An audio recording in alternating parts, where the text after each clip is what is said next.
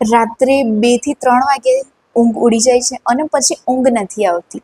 શું તમને પણ આવું થાય છે? તો વિડીયો લાસ્ટ સુધી જરૂરથી જોજો.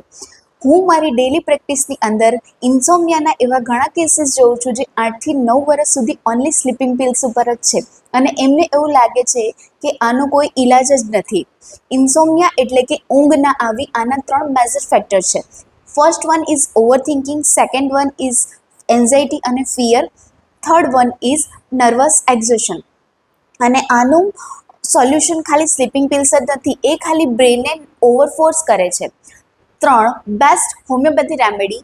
First one is coffea cruda 200, second one is કેલિફોસ 6S અને third one is passiflora mother tincture. શું તમને પણ રાત્રે જાગો છો, ઊંઘ નથી આવતી?